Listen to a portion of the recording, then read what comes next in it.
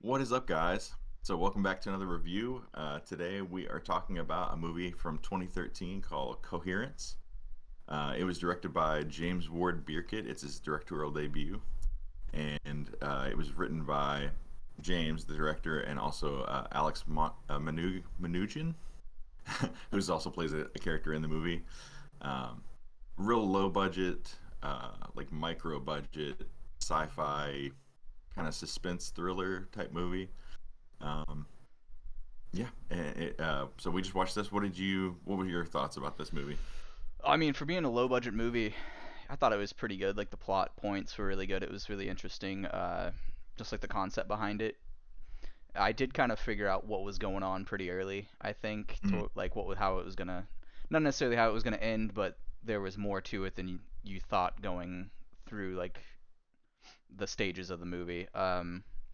But I thought it was pretty entertaining. Had some good actors in it. The acting was good. There are a few things that were weird, but after learning more about the movie, it made more sense.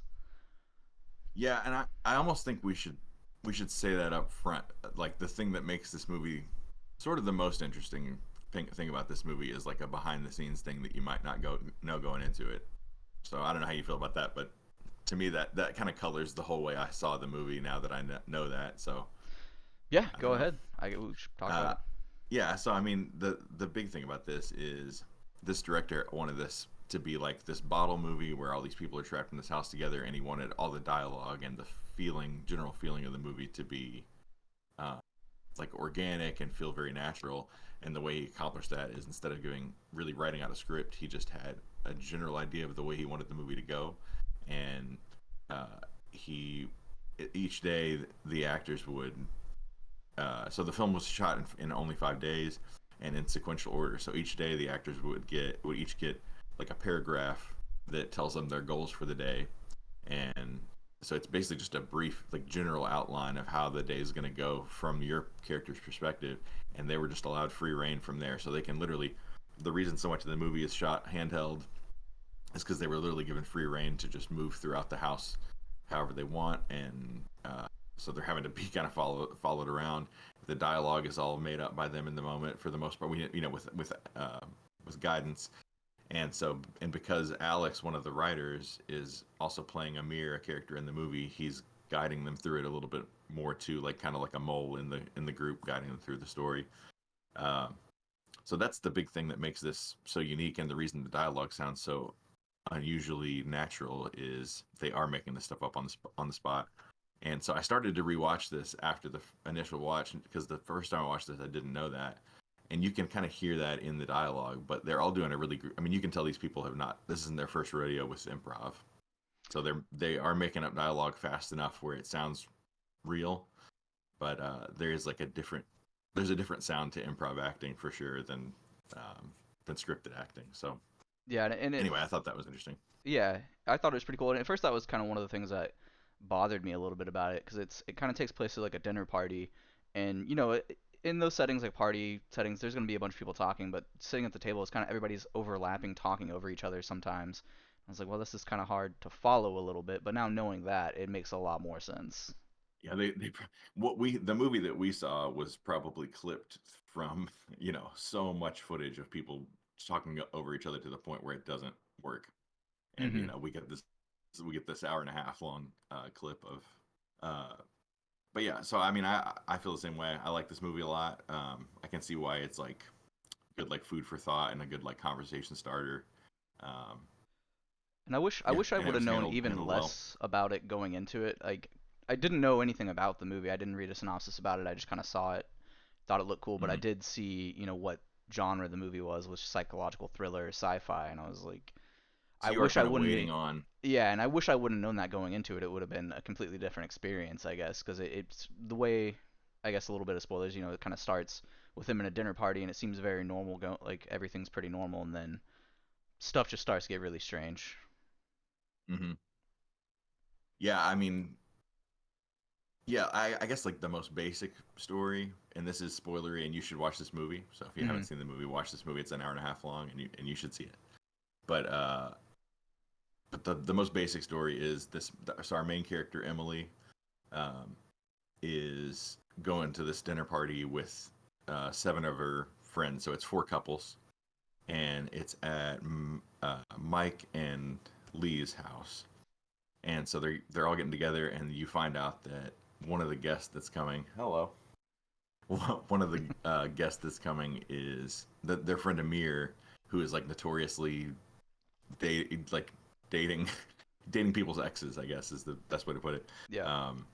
Is bringing Lori to the party, and pretty much everybody seems to know Lori and know that she is Kevin's ex girlfriend. So Kevin is Emily's fiance or boyfriend, not husband. I I don't think think. it's his boyfriend. Yeah. Yeah. So Emily's boyfriend, his ex is Lori, and she's coming as Amir's date. So that's already, you can tell there's like a little bit of a controversy there. And when she finds out, there's a little foreshadowing in that Beth says, like, Beth just preemptively is like, if you if you need it, I've got this little cocktail that's it's just some all natural herbs and remedies and a little of this, little of that, a little valerian root and passion flower and a little ketamine. Just a And little bit. yeah, yeah. So there's a bottle of ketamine floating around, and everybody's, I don't know, they're making fun of her for having a bottle of ketamine, and calling it an all natural remedy. And so so that's kind of in the background as like a foreshadowing thing. And then they have this dinner conversation, and this is all the overarching thing is there's a comet passing over their area while they're having this dinner party, and it's called the Miller's Comet, I believe. Yeah, Yeah. Miller's Comet. It's in California. They're in California, but Miller's Comet's passing over, and the conversation at the dinner party I thought was interesting Hmm. because they're pretty heavy-handedly doing some foreshadowing about how things are going to go, sort of. So they tell like this made-up story. There's one true story that they pepper in there about the Tuskegee event, I think. I think that's Tuskegon maybe. Something like that. Yeah. I think it's Tuskegee, but that might be I'm wrong. But where a comet like exploded before it hit the ground and flattened all these trees and everything. That's a real event. But there's this made-up story that she tells about in 1923 in Finland, a comet went over and people were acting crazy and they lose their house walking around outside and whatever. And Yeah. Like, there's the story that I thought was interesting where it's like, oh, this woman was so disoriented and she called the police and said, um, this can't be her, like an imposter of her husband's in her house. This can't be her husband because she killed him the night before. And he's in the house. And so when they show up, they can't arrest her because her husband's right there. But she's like, well, I called him the night before. So that's very foreshadowing what's coming up next. So, I mean, you can't really put it all together, but that oh kind of gives you an yeah. idea. I didn't even in the moment. Now that like we talk about it, I didn't think about it. But Yeah, yeah, that yeah. I didn't. It didn't come back to me. But yeah, that makes a lot of sense now. So there's minutia and details in between, but the overarching story is that um, what has happened is this comet passing over somehow, and I mean you've got to forgive them for a lot of crazy made up science, but somehow this is caused. They use like the idea of Schrodinger's cat and quantum Hmm. physics and quantum disentanglement or quantum. Is that what it is? Disentanglement, Uh, Decoherence. I thought. quantum decoherence, Yeah. and they use all these concepts to say that what's happening is this comet has caused branching alternate realities to happen. So that's what's happening. So basically, every time someone leaves the house, which I guess I should say like starts with the power goes out and the only house that hasn't lost power in the whole neighborhood is this one house, like a quarter mile up the road. And so people start going to that house to make phone calls or do this or that. And every time somebody walks out the door, basically when they come back, it's not them anymore because of this decoherence thing. Once they leave the house, things are getting all tangled up at And quantum level. that was something weird to me too, because like I guess maybe because it's just this isolated event that it's different for these people. But if it's completely different realities, they might not even come back. They might not have even been friends in that reality. But I guess it's just this isolated event between Well, this group of friends and whatever this area is. I mean, the science is so made up that you can't really carry it out to its logical conclusion. But I guess you could say like everywhere the comet passes over has this kind of phenomenon happen for each isolated group. Like Hmm. like basically like every house in the world and they might never leave their house, so doesn't affect them at all. But if they leave their house, things get tangled up where, when they come back, they're entering a different house, or they might run into their double or whatever. But it's this decoherence thing is supposed to make it so they can't interact, and they do interact. So they're kind of using the term wrong in a handful of ways, but it's all, and like when you're watching the movie, it's all entertaining and forgivable. Like I can Oh yeah. handle the fact that they used Schrodinger. They don't understand Schrodinger's cat, and they don't. It's like it's okay. It's a sci-fi movie. They're going to use that stuff for a plot device, and I get it. But but so like I said, every time somebody leaves the house, they basically come back in person, so that when people get sent out to go check on the other house, they'll have like there's little markers that tell you like, well, the biggest thing is when the power goes out, they all grab these glow sticks out of boxes, and the house that we're in, because we're following Emily around, that's our character that we're following. The house that we're in opens up a box of blue glow sticks, and they all have blue glow sticks, but they have other glow sticks at the house. Mhm. And once you see, like you were saying earlier, like once you see that there are multiple colors of glow sticks, it's like, and they only open one, it's like, hmm.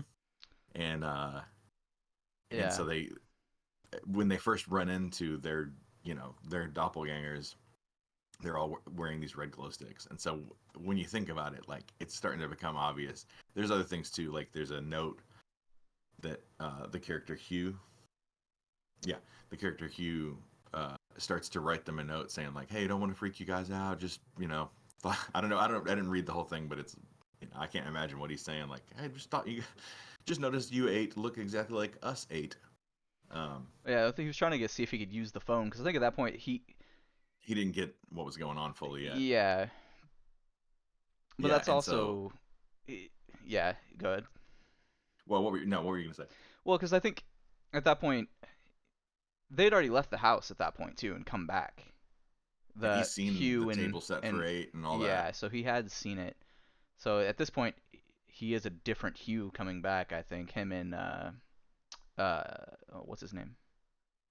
Amir. Amir. Yeah, yeah.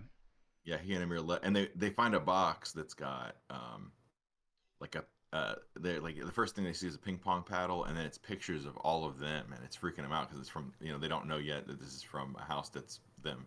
Mhm. And so there's pictures of all of them with numbers on the back, and they're trying to figure out the significance of this, and they think somebody's like stalking them, or like a picture has been taken. There's a picture in there that has to have been taken this night because the guy's got a brand new sweater and he's wearing that sweater in the picture. So it's like, okay, I didn't volunteer for any pictures taken tonight. But so it all comes back around later when Emily ends up in an alternate house, and she witnesses. I think I'm understanding this right.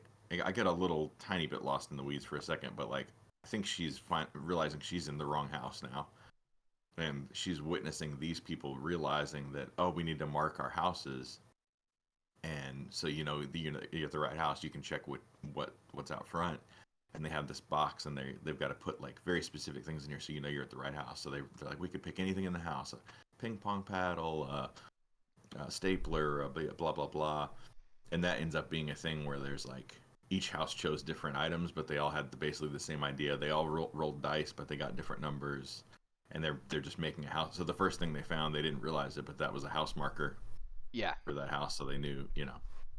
Uh, so and that's like the point in the movie where she realizes like, oh man, this is all mixed up. Like you got what was in your box? You had staplers, you guys had napkins, you guys had a coaster, you guys had a ping pong paddle, you guys had a yada yada.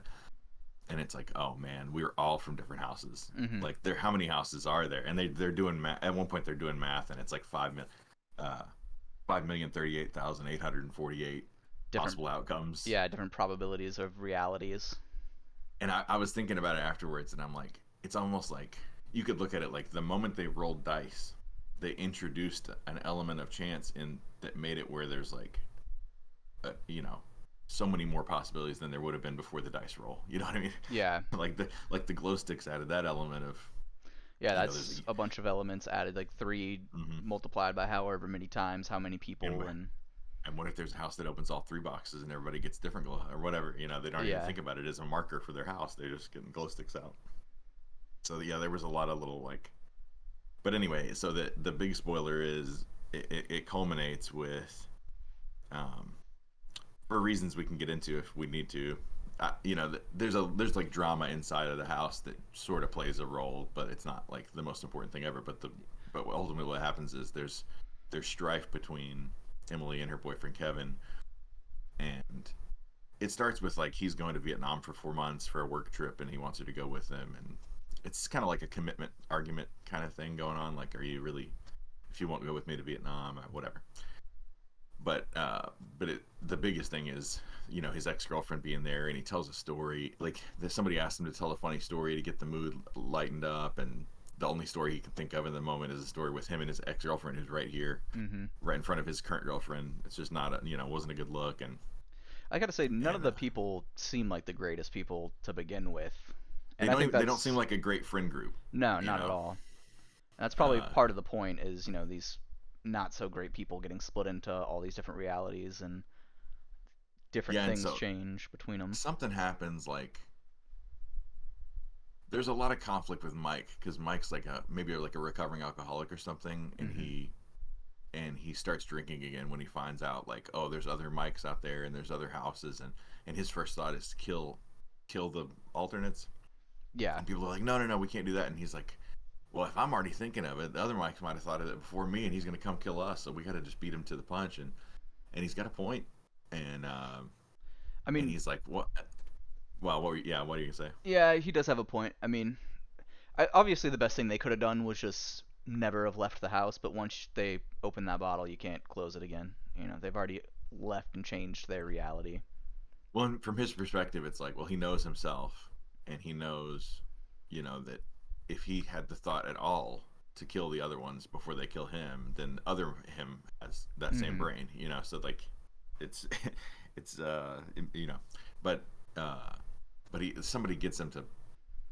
I don't know if somebody calms him down or whatever, but he decides then I won't kill them. What I'll do is I'll blackmail myself. So I know something about myself that I'll out myself if it's like he's trying to prevent them from going and checking out the physics book in Hughes' vehicle.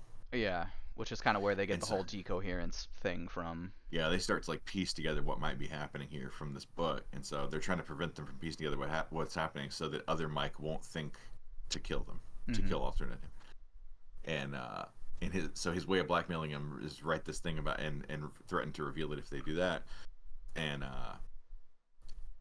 and so this causes like there's a Mike that goes to beat tries to murder our Mike, and the note doesn't end up getting delivered to her house, and we find out that he cheated on like that Beth cheated on her husband Hugh with him at one point, so that gets revealed to the whole group. It does it even say that they cheated though? I mean, it said 12 years ago. I took it as like maybe they weren't even together because no, why would unless maybe the whole friend groups just really are pieces of shit and nobody I think cared that that's they cheated on I think together. that's it. They've been married for a long time and nobody's told them, But nobody's then outed them. Mike's wife knew about it.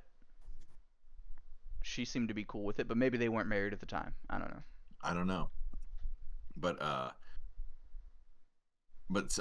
anyway, I'm trying to remember where I'm going with that all that except to say at the oh yeah, so when alternate Mike comes to kill our Mike, uh everybody's really torn up about this, and I think Kevin like comforts Lori in that moment, Hmm. and Emily is just completely over it now, and maybe not over her relationship, but just like fed up with the situation and overwhelmed, and she walks out the door and wanders around and looks for. She's like looking at all these different alternate houses, and most situations are actually worse than theirs. Like everyone's screaming at each other and fighting, or People are most. tied up in chairs, like. Yeah, and actually, uh, so there's a deleted scene um, that I think they should have kept in here for the added interest of it. But there's a deleted scene where she's walking by one alternate house, and she looks in, and everyone, Kevin's or not Kevin, Mike is dead on the floor, and they're all holding a séance over him, which I think was great. But And while but she's she doing that, going house to house, she's checking the log boxes too to see what the item is, because I think she's trying to find her original item to get back to her reality, which is pretty much impossible with that many realities. yeah, you're just gonna keep finding different boxes forever. But so she finally finds a house where everybody looks generally happy. The power's on. It almost seems like they're not aware of what is gone has gone down Hmm. tonight at all. and she sees herself like feeling homey and comforted and having this like healthy relationship with her boyfriend, and so she chooses this house. Yeah. and uh and she knows that um Like if a car window gets broken, it's going to distract everybody. And earlier, this had happened at her house where a car window gets broken. Everybody goes out to check on what's what's gotten, if something gotten stolen, what's happened. They check on their cars, and she gets a ring out of there that her boyfriend gave her at one point and puts it on her finger. Well, so she knows. So she breaks the window, and she is going to come out and uh, check on the cars and get and grab that ring out of there. And while she's grabbing the ring, she attacks herself and drugs her. I guess injects her. I don't remember seeing that, but I guess injects her with Yeah, that that was really strange to ketamine. me because she just like put her hand over her mouth, and I was like, well, that's not how you strangle somebody to make them unconscious. So she must have had a like she it showed her get the ketamine, so she Yeah, she must have got uses the the syringe ketamine. and used the ketamine on her. And I think we should say also that it's not necessarily that just when they go outside their reality changes. There's a part of the street that's darker than the rest of That's everything, right. and they if they go through that. So if they just go outside to check the cars, I think they're okay. It's just if they walk down the street to go to that other They house. walk through that extra dark area. Yeah. Uh, but so she drugs her with that ketamine, but it doesn't. It's got so much witch hazel and passion flower extract or whatever in it that it's not strong enough to really knock her out. And so she's already like gone into the house and pretending she's their Emily. Mhm. And She and you see other Emily like crawling into the house and getting into the bathroom, and she has to beat her over the head with uh the lid for the toilet. And she thinks she just gives her one good conk in the head and then puts her in the bathtub like she's dead now. yeah. And I was thinking like that ain't how it works. Like she's not dead from just that. But she just like sloppily hides her, puts the shower curtain over her, and walks out to greet her. Say hello to everybody, I guess, and passes out immediately. And when she wakes up the next morning, everybody's acting normal, and she's remembering what happened. She thinks surely somebody's outed her by now, and she sees Beth walking out of the shower, just took a shower. She's like, "What?" And And that was a interesting twist too, because there was a part in the movie in one of the realities she's in the house, and they're like, "Well, this is Beth and Lee's house." So the relationship statuses have changed, like, because this definitely seemed to me like it was Beth and Lee's house, because why would Beth be taking a shower just at her friend's house? yeah, well, and also Kevin, didn't Kevin say this is my or what? No, I don't know. No, no, no, no. Never mind. I'm thinking of something else. But yeah. So they uh, at some point this this this Emily that we followed, when she realizes that she's not been found out or whatever, she's talking to Kevin about something outside, and they get interrupted by a phone call, and he goes, "Oh, that's weird. It's you calling." And I knew, and Yeah. it's weird. It's you calling, and you don't hear anything, and he just like looks over at her. I don't think he says anything. No, yeah, he just like He just stares at looks, her like really like he just what's looks at going her on in in credits after credits. that. Yeah. And there was one thing I So wanted to ask you. Go ahead, I'll ask you after you. well, I was just gonna say, so it does ask some interesting questions afterwards, where it's like, okay, but it's all supposed to collapse into one reality after the comet passes, and we see the comet breaking up. Mhm. Like the last time we see the comet, it's breaking up like it should be ending, and you get the idea that everything's collapsed because I don't know. So it's an interesting, because it's like, okay, so there are still two Emilys, and one of them is like almost got murdered by an alternate one, and no, It, but everybody else's doppelgangers collapsed into one reality. I don't know. and yeah, that was a strange thing because that's kind of what they said the whole time. Everybody goes back to their own reality after the comments passed. But also, she was unconscious in the shower. If she would have woken up, I feel like she would have found somebody and be like, "What the hell's going on?" And then, Yeah, then it's a phone. why would you wake up in that situation and sneak out of the Yeah, house that you were legitimately staying in, unless you just didn't believe that people would, unless you yeah, thought everybody would think you were the double, but it doesn't give us that information to, you just have to speculate about it. But and my thought was like, you even if she did get out of there, like the next person to take a shower in there surely would be like, there's yeah, blood and stuff in here. yeah, because she had to clean up some blood off the counter, and she Yeah, didn't like she just put her in the shower and closed the curtain, so she there put would her have in the been blood in shower there. after she beat her head. So, Yeah, uh, but all that, I mean, I'm saying that like I'm disparaging this movie. I really like this movie a lot. Yeah, And it gives you a lot to chew on afterwards. And just the concept behind. So the director said he started with this idea of a movie that all takes place in one house, um, and then he wanted to insert some level of freaky element, like a Twilight Zone episode. And so um, the first idea was like there'd be a house across the street that's an identical version of their house, and but it's like mirror image, so everyone's literally copying all their movements, and like the writing on people's shirts would be like everything about them is reverse. yeah. Like that was their initial idea, and I'm glad they took it in a different direction than that. But you can see how it kind of grew from that initial, just like something freaky happens with like doubling and alternate realities and stuff. Well, So what I yeah, wanted to ask you was, do we even know if we're with an original character to the end of the movie? Is Emily in every scene? She's not. Like, or she never goes outside with other people. Or I mean like by I think that the herself. I think that the camera mostly follows her, and if we leave her, we stay in the house that she's in. So I Yeah. assumed that we're always following like the Emily from the original from the beginning of the So movie. she's the only person who's the original person at the end of the movie. Yeah, but there when you read more about it, which I don't know how they're getting this information except like maybe talking to the director or whatever. It seems like some of the stuff is a little cryptic the way they talk about this movie Mhm. because like they'll give you like they said that the comet in this movie was made with practical effects only and no CGI, but they don't explain anything about how they did it, for example, or they tell you so that there's these like cuts to black at the beginning of the movie that seem like oddly placed, and they say that they're strategic and there's a reason for that, and it's got to have something to do with the splitting of realities and all that. Like maybe there's an insinuation that there's a split reality. There's reality splitting is going on Mhm. before anybody even leaves the house. I don't know, Okay.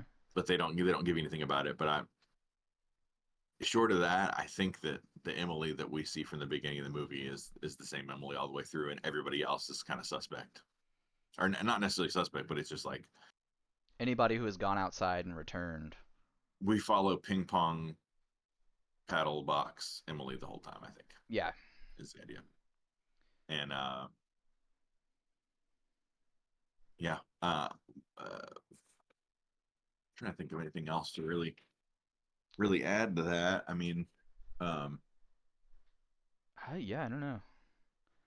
I just thought like that like looking back at the end and thinking back to that story about the Finland comet that didn't exist, Yeah. uh kind of put it all because it's basically the same.